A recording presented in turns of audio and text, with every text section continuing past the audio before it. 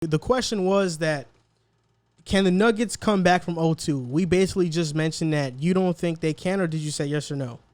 What did I say? I said it's not over. That's what I said. Yeah, you did say it's not over. You think it's over in 5? I think 5 is the most it could go. I think Denver can definitely win 2 at home. I wouldn't put my money on it. I think they definitely 100% get 1.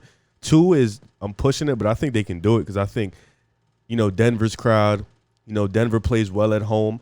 And I think being that Phoenix kind of just punched them in the mouth, I think they're going to come out with more grit. They're going to come out hungry. And Mike Malone has been calling them out in back-to-back games. So I think they're hungrier, they're gritty, and they're going to come out with a little bit more force in Denver. So I think they can definitely steal 2.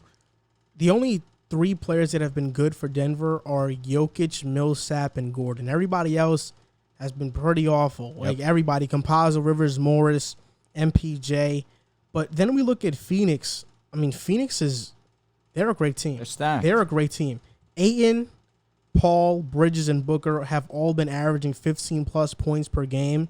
Crowder, Payne, and Craig have been good. I mean, Cameron Payne, coming off the bench, is outplaying Campazzo, Rivers, and Morris. Yeah. He's been really excellent for them, and they're shooting 43% from the 3 as a team. You can't lose when you're shooting 43%. And you mentioned that Chris Paul is the first player with 15 points, 15 assists I think he did in a playoff game since Chris 12? Paul in Yeah, 2014. and zero 14. zero What was the first one? turnovers. In 08?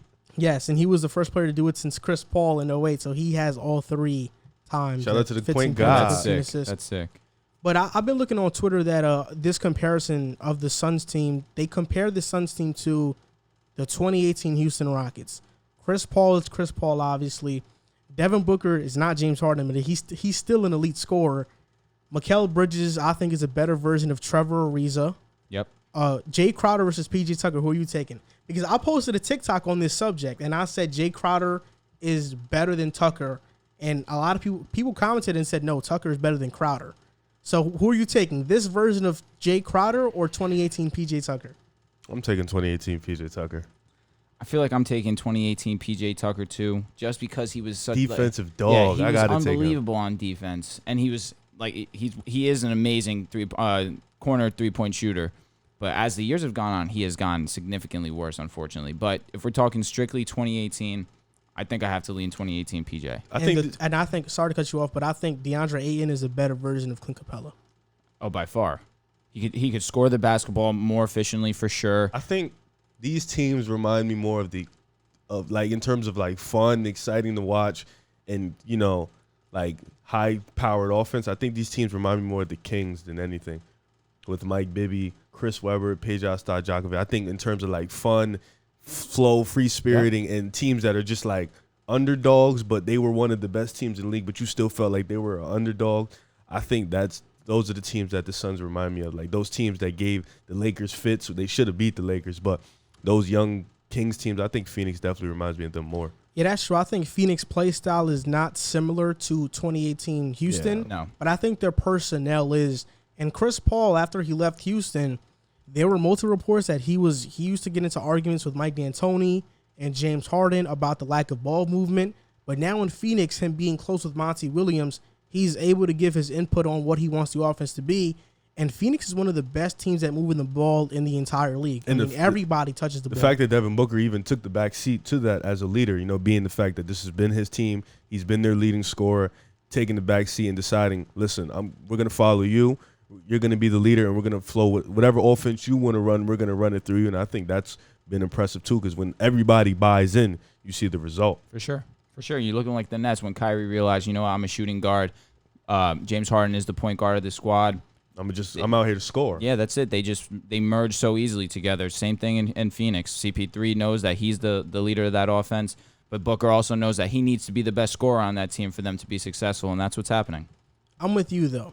I think this series ends in 5. I think Phoenix is just a way better team than Denver. I can't see Denver winning more than one game. I'll give them one game because of the Joker. Yep. But they can easily get swept because I think Phoenix is really turning up the tempo on Denver. But just to Has Phoenix ever made a WCF? Yes. They have with Steve Nash and Amari Stoudemire. But just to foreshadow a little bit, do you think Phoenix can beat Utah or LA? You know what's crazy? WCF? I truly want the Utah versus Phoenix matchup because I really want it want bad. Donovan to go on the stage and outdo Booker, so I can finally have that under my belt. But I think Phoenix can go either way.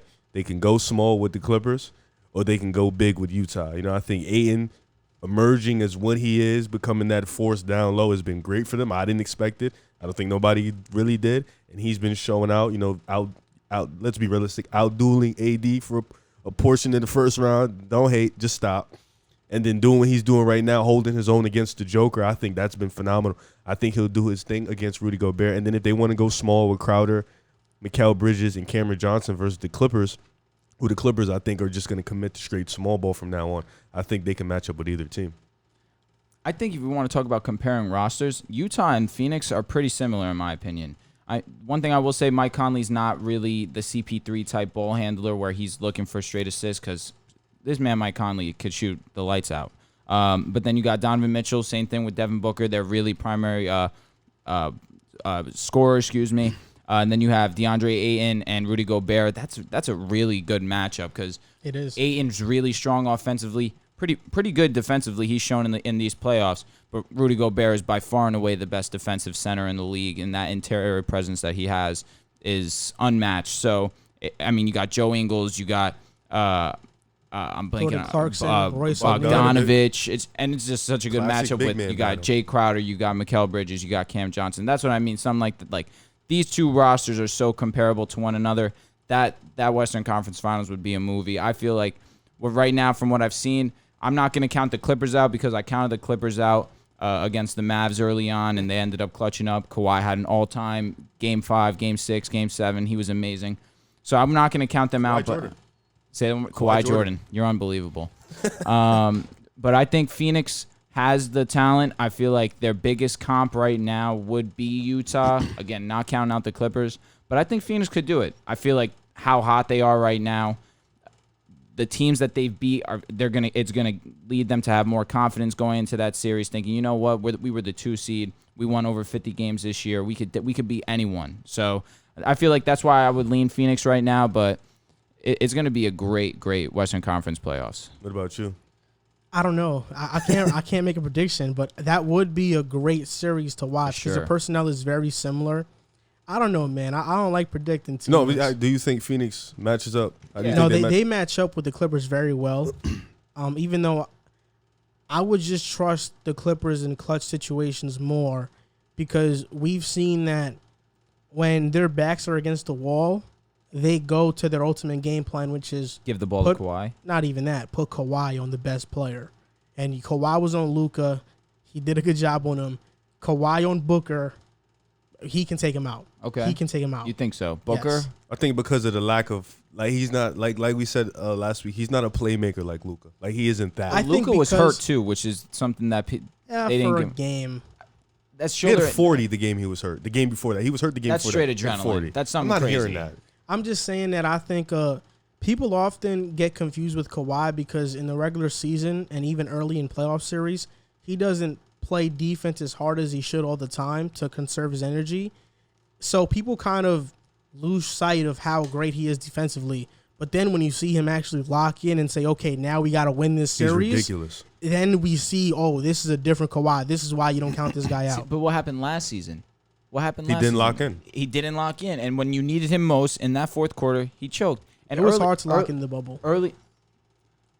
You're not gonna do that. Hold on. Okay, Joel. okay, You're not gonna use okay, that bubble because okay. he just did it against Okay. Luka and them. Yeah, but So but early on in that series, it wasn't looking like, oh, snap. And then yeah. Kawhi said, "All right, robot I mode." won't- I won't disrespect him or discredit him. He definitely he went robot mode and he tweaked the last few games of the season. But I can't lock in and say that that's a firm fact that they could just flip that switch and they just put Kawhi on the best player offensively and him just go to work I mean, offensively I've too. seen. Well, granted, I watch a lot 'Cause of. without, excuse me, I'm sorry, I didn't mean to cut you off. Without Paul George, who has been playing atrociously, what noise can they make? Wait a minute.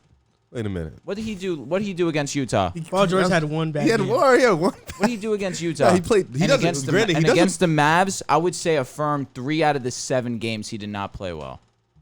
Wow, that's ridiculous. That's not that foul to say. 3 out of the I 7. thought Paul George played well in every game. I think what you're look. I think all right. Two things. I think one, granted, he doesn't play well in Utah. That's just been a known fact. He doesn't play well in Utah.